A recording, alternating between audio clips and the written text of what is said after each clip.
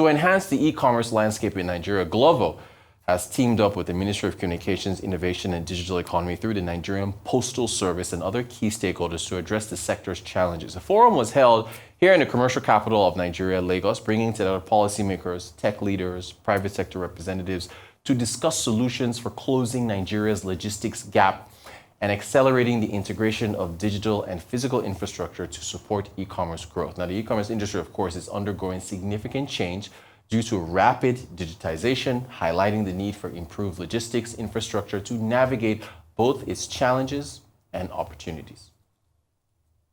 So one of the things that we've done with technology, we realized that first of all, we look at the age bracket of the people that are making use of technology now, and then how they are not comfortable doing it the normal ways, and so actually shift their mind in the new ways to do it. So we needed to capture that market. So that's one of the reasons why we need to introduce technology to do logistics in a different way.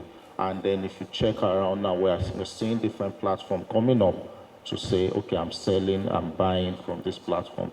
So we needed to actually compete in that space. And what it has done for us is that we've seen a lot of traffic, especially from the merchants that are coming to GIG through this technology. For example, the unstructured market, where we have different people buying from different places, but they need a logistic platform to help them to deliver. So some of them reach out to us, can you connect to these people for us so that we can be able to buy? And we did that through the API integration, like was earlier mentioned by the great team. So that is one of the things we are doing. And of course, in the area of the route mapping, we decided to say, okay, we can bring this item to you without you coming to any of our centers or our places, because right now, like you said, we see a lot of logistic companies trying to open up new area because of the issues and then the challenges we're having in locating an address. Sometimes when you check Google Map, what you will see now, by the time you get there, you realize the street has been changed or the address number is not correct. So we have to actually bring that into that space so that we can be able to manage that. So in short, the collaboration that we're actually looking at is because NIPOST has the spread. They've actually, like you said, over 1,000 centers. And then for us to start competing in that space, it will not be logical. So the collaboration will actually help us to leverage on that spread and bring in the technology that we've actually introduced in the market and we are still improving on. So that how has Glovo leveraged collaboration within the private sector and the public sector to strengthen efficiency in its operations, particularly logistical efficiency? And beyond, I know that there's been a report that's been given and we still haven't seen it. We're hoping we'll get it soon, but just anecdotally, from your experience, can you share with us some of the efforts that have been put in to overcome the challenges you've also experienced as you've leveraged collaboration to strengthen your business? So the biggest, one of the biggest challenges we have today in Glovo, if you think about what Glovo promises, is fast delivery on-time delivery. So average delivery time today in Nigeria is 40 minutes. The goal globally, I think the average globally is around 30 minutes. So our goal as a country is also to reach 30 minutes. So the biggest area of challenge that we have is actually infrastructural. And when you combine this with the fact that when you need, working with SMEs, you need the infrastructures in place to provide capillarity that allows a lot of our users to have access to the kind of content that allows them to order and at the same time to get that delivery fast. One area, one gap that we have today is exactly that. So how we've bridged the gap, how we've been bridging the gap so far is, one, focus has been private mostly. And for private sector, we've been, again, trying to be the connector for our SME partners that do not have access to, one, a digital platform, which we provide. Secondly, the finance that allows them to expand their businesses to areas where the demand is present across the cities we cover today. So by having that data that shows how they are doing extremely well on global and providing that to private sector, now a lot of these partners that would normally not have access to finance now do have access to finance. So you see banks being willing, some of our payment partners that are willing to extend loan services to them, just so they could, one, improve their operations, and secondly, they could also expand to areas where their demand is missing, and then they can cover gaps in those areas.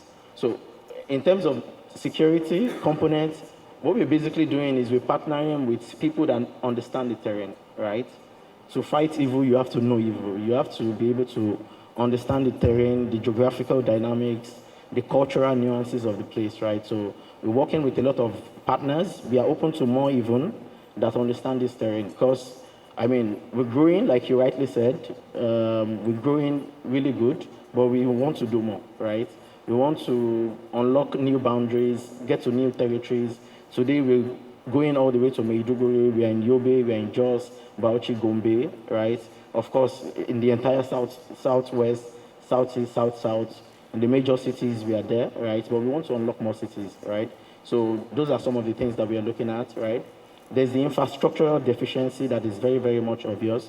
I mean, I know a lot of people have talked about it already, right? Our roads are not so great for now. I'm sure we are going to get there in the nearest future. The roads are not so great. The railroads are really, they can be more optimized, right? The railroads, of course, from a brand that is looking to really, really optimize costs, you need to leverage railroads, right? Because they would give you better economics. So this is something that is there today that we are not able to, we are not able to access, I mean the railroads, in the scale that we want to access today.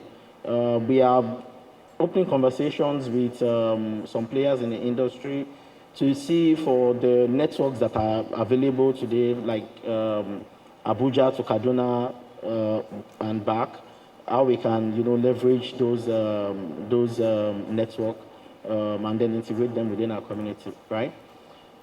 There's also the part of the last mile delivery component that has been very much talked about since the start of the event, right?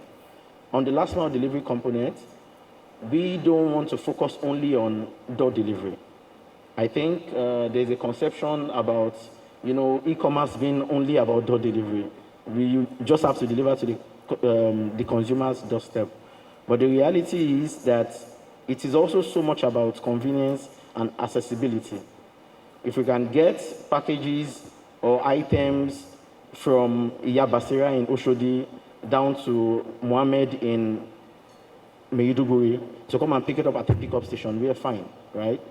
In those cities, the traffic are not so crazy as we have in Lagos. So people are, they better move around versus what you have in Lagos, right? If you can get items from Emeka in Alaba and get to maybe some folks in Jos and Gombe and the other cities that I mentioned earlier, then it's great for us. So the remote and the rural areas. So in terms of the last mile delivery, I acknowledge also that the last mile delivery has always been the constraints for all other industry players. And by so doing, in terms of collaboration, NIPOST dwelling on our infrastructural capabilities, hardly will you get to a local government without using a post office. Most of the time, it was when I finished my university, I got to know that there were some post offices where I actually did my first degree.